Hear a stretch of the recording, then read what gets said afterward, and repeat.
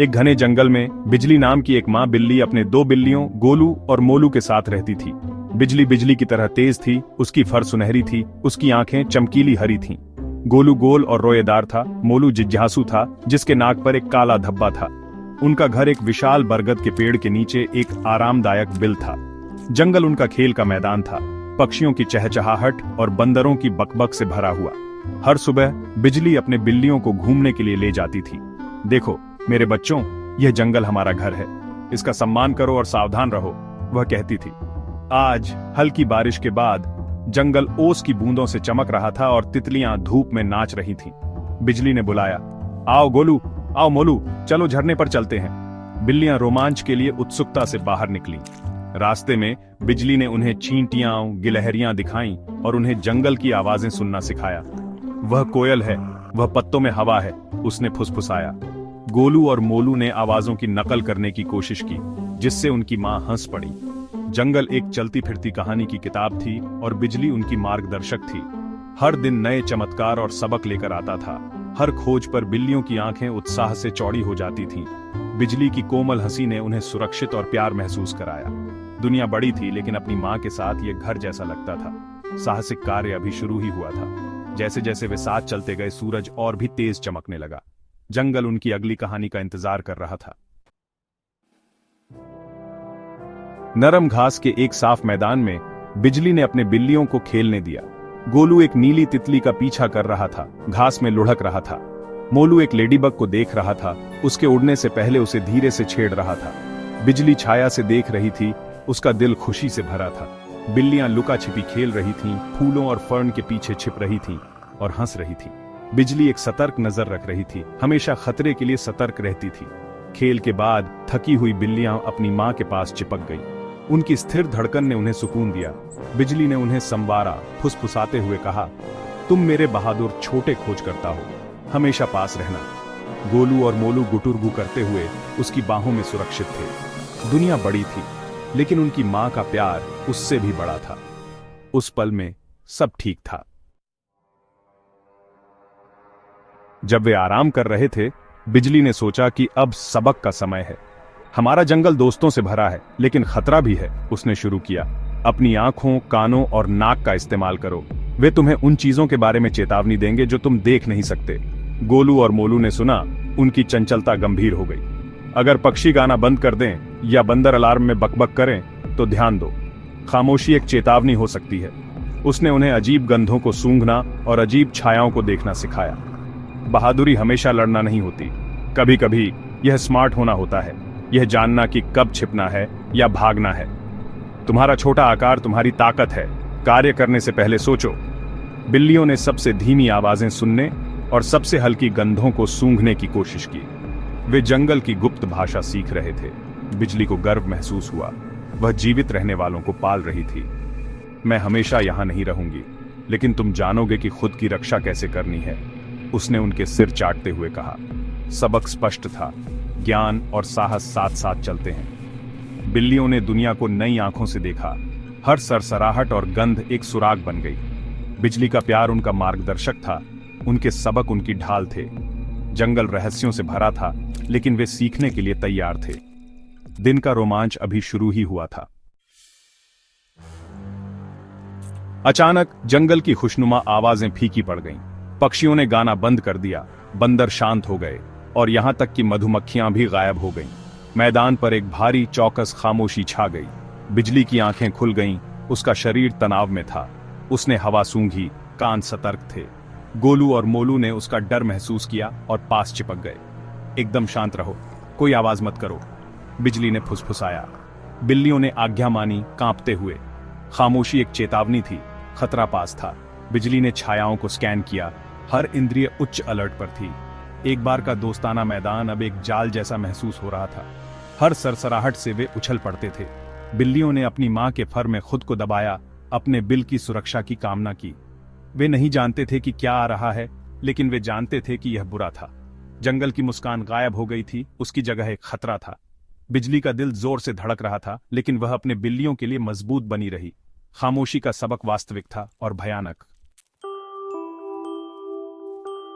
झाड़ियों में से एक विशाल सांप मैदान में रेंगता हुआ आया। उसकी खाल चमक रही थी, आंखें ठंडी और काली थीं।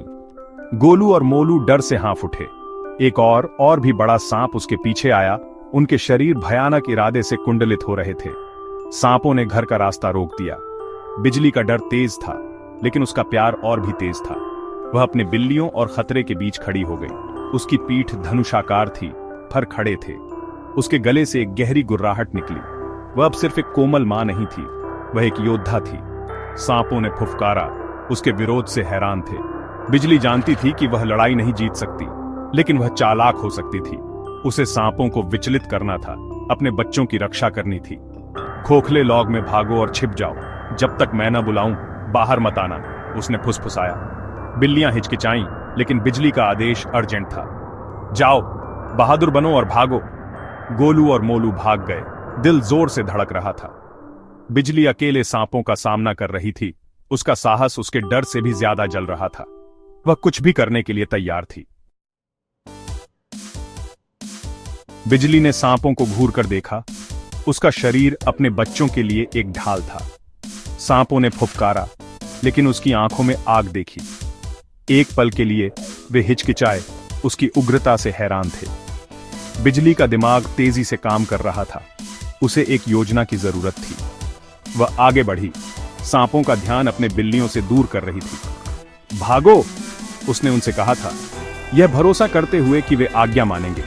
सांपों ने छलांग लगाई, लेकिन बिजली तेज थी, उन्हें खोखले लॉग से दूर ले जा रही थी। उसने एक तीखी चीख निकाली, उन्हें चिढ़ाते हुए।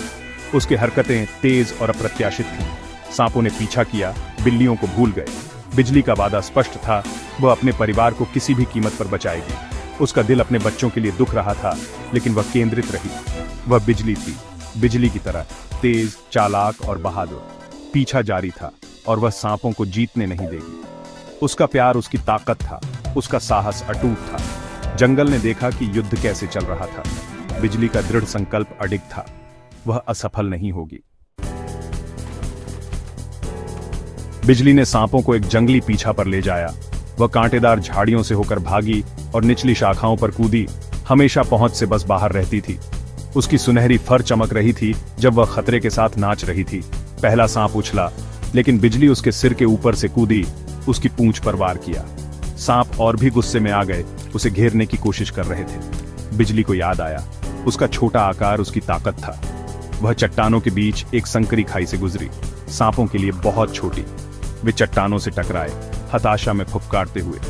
बिजली रुकी नहीं, वह सबसे घने जंगल की ओर भागी, ये सुनिश्चित करते हुए कि सांपों ने उसे देखा।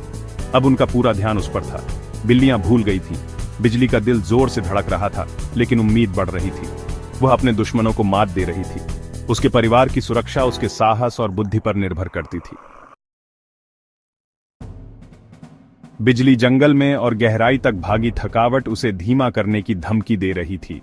हर खरोंच और दर्द ने उसे गोलू और मोलू के इंतजार की याद दिलाई। वह झरने के पास एक दलदली जगह पर पहुंची, एक ऐसी जगह जहां ज्यादातर जानवर जाने से बचते थे। यह उसकी अंतिम चाल थी। हल्के पैरों पर वह मजबूत जमीन को पार कर गई, एक घास के ढेर से दूसरे पर कूदते हुए। सांप क्रोध से अंधे होकर सीधे कीचड़ में रेंग गए। उनके भारी शरीर डूबने लगे। वे छटपटाए, लेकिन जितना ज्यादा वे संघर्ष करते, उतना ही ज्यादा वे डूबते गए। जंगल ही उनका जाल बन गया। बिजली ने देखा, यह सुनिश्चित करते हुए कि खतरा टल गया था। राहत उसे घेर गई, वह जीत गई थी। थकी हुई और मैली, वह अपने बिल्लियों की ओर मुड़ी। उसका मिशन पूरा हो गया था। उसने अपने परिवार की रक्षा की थी। अब उसे उनके आलिंगन में लौटना था। जंगल फिर से सुरक्षित था। बिजली मैदान में वापस भागी, अपने बिल्लियों को बुलाते हुए, यह मैं हूं, यह मां है, तुम अब बाहर आ सकते हो।